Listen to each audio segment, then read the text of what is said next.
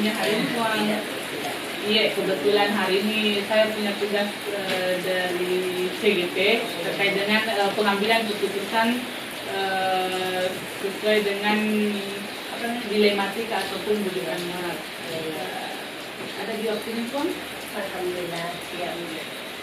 Baik, langsung saja di pertanyaan pertama. Bagaimana Ibu dapat mengidentifikasi kasus-kasus yang merupakan dilema etika atau bujukan moral? Iya, terima kasih Bu atas pertanyaannya. Yang biasa saya laksanakan di sini sekolah adalah mengidentifikasi kasus, mempelajari kasus, mana yang harus diselesaikan, mana yang harus cepat tertangani, agar tidak menjadi dilema antara kita semua, terutama kepada peserta didik.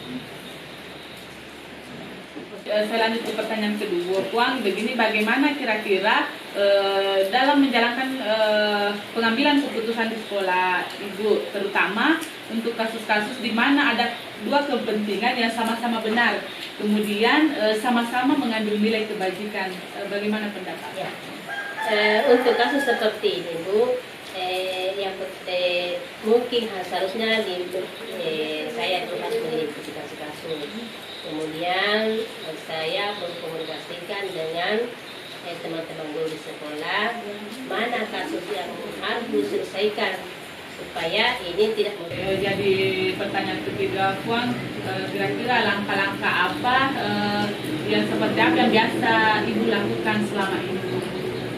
Itu tadi tetap mempertimbangkan kasus itu yang apabila sudah ada keputusan, jangan sampai lebih besar mudaratnya daripada manfaatnya.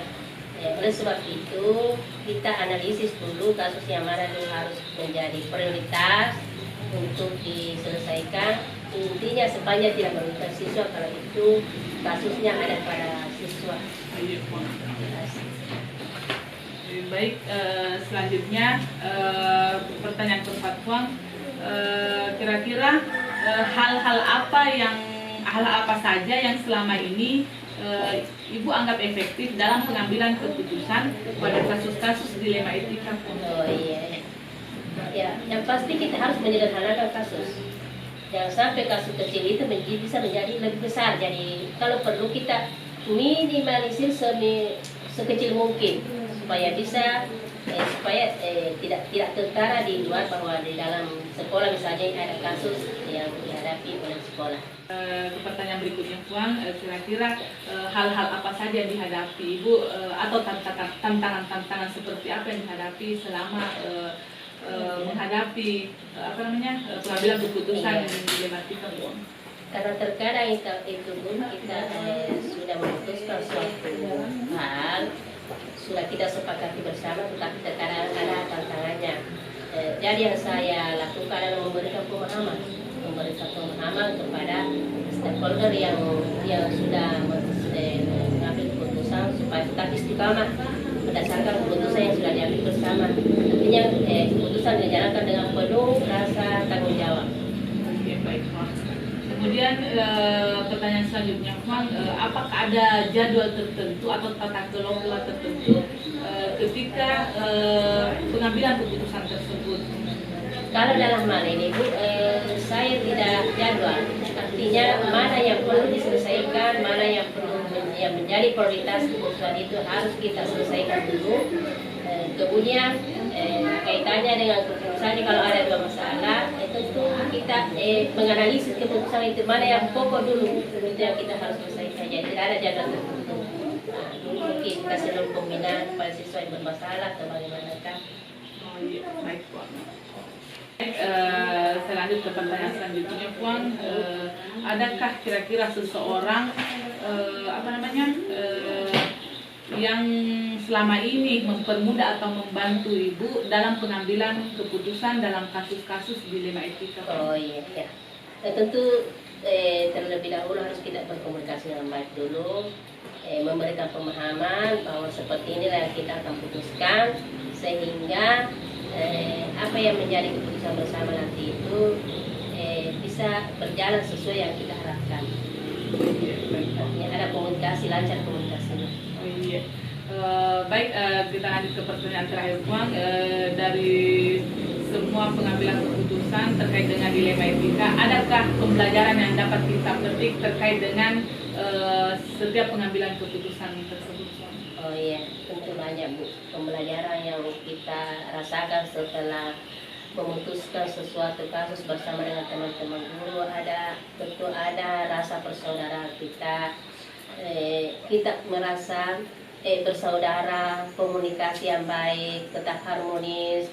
Tentu tidak lepas dari itu karena kita itu satu sekolah dianggaplah satu keluarga besar. Jadi agak-agak ganjil kelihatan kalau ada misalnya yang merasa tersindir dan merasa asing di sekolah ini, sehingga pembelajaran itu lebih efektif sehingga bisa kita tularkan kepada peserta didik. Insya Allah. Mudah-mudahan. Baik, terima kasih banyak, Ya, Puang. terima kasih. Selamat siang, Ibu. Selamat siang, Nak. Bagaimana kabarnya, Puang? Alhamdulillah, sehat-sehat. Oh iya. Baik, terima kasih atas kesempatan diberikan kepada saya, Bu, sebagai calon guru penggerak untuk menyelesaikan tugas saya, yaitu demonstrasi kontekstual terkait dengan pengambilan keputusan berdasarkan nilai-nilai kebajikan. Bisa, Bu, bicara sedikit? Bisa. Oh iya. Baik, langsung saja ke pertanyaan pertama, yaitu bagaimana Ibu dapat mengidentifikasi kasus-kasus yang merupakan dilema etika atau rujukan moral, Bu? Ya, cara saya mengidentifikasi kasus-kasus moral yaitu harus mendekati pihak-pihak yang terkait. Iya, berarti caranya Ibu yaitu mendekati pihak tertentu atau terkait yang di sekolah Ibu, ya? Iya. Oh iya, baik Ibu, lanjut ke pertanyaan kedua. Bagaimana Ibu menjalankan keputusan di sekolah, terutama untuk kasus-kasus di mana ada dua kepentingan yang sama-sama benar atau sama-sama mengandung nilai kebajikan, Ibu? Ya, cara saya mengambil keputusan, saya tidak langsung memutuskan bahwa itu salah. Kita harus tahu dulu bagaimana kasus ini, apakah benar. Baik, pertanyaan ketiga seperti Ibu, bagaimana langkah-langkah atau prosedur seperti apa yang biasa Ibu lakukan dalam pengambilan keputusan di sekolah, Bu? Yang biasa saya lakukan dalam mengambil suatu keputusan, yang pertama, saya mengambil keputusan yang besar manfaatnya. Ya, baik, saya lanjut Bu ke pertanyaan kelima. Hal-hal apa saja yang selama ini merupakan tantangan dalam pengambilan keputusan pada kasus-kasus dilema etika di sekolah Ibu? Ya, yaitu yang pertama, tidak menerima keputusan dengan sepenuh hati. Yang kedua, tidak bertanggung jawab. Oh, iya. Jadi ada beberapa guru ya Bu yang tidak menerima keputusan sehingga tidak bertanggung jawab atas amanah yang diberikan. Baik Bu, terkait dengan kasus dilematika di sekolah Ibu, apakah Ibu dalam penyelesaiannya diselesaikan secara langsung atau punya jadwal tersendiri, Bu? Ya, kalau saya di sekolah, saya tidak jadwal. Kalau ada kasus, langsung kita tindaki. Karena yang kita pikirkan jangan sampai tidak selesai kasus pada hari itu, pulang ke rumah akhirnya lama, kemudian akhirnya nanti orang tua datang di sekolah mengomel. Itu yang kita tidak inginkan, seperti itu. Oke, baik Bu. Berarti baik, saya lanjut ke pertanyaan selanjutnya, Bu. Apakah ada faktor-faktor yang selama ini membantu Ibu dalam pengambilan keputusan terkait dengan kasus-kasus dilema etika, Bu? Ya, ada. Yaitu ketua komite. Yang kedua, semua guru yang ada di sekolah itu. Kita harus bertanggung jawab dalam sekolah itu. Baik, saya lanjut. Baik, kita tiba di pertanyaan terakhir, Ibu, yaitu dari semua yang telah disampaikan tadi, pembelajaran apa yang dapat dipetik atau hikmah apa yang dapat kita ambil terkait dengan kasus-kasus dilema etika yang Ibu terapkan di sekolah? Yang saya terapkan di sekolah yaitu melakukan pengujian mana yang benar dan mana yang salah. Yang kedua, mengambil keputusan yang tidak merugikan siswa ataupun pihak lain. Oh iya, berarti ada dua poin penting ya Bu, saya garis bawahi di situ bahwa dalam mengambil keputusan itu tadi tidak mementingkan, artinya tidak mementingkan kepentingan diri sendiri, Iya. tapi harus dengan kepentingan kelompok juga. Iya.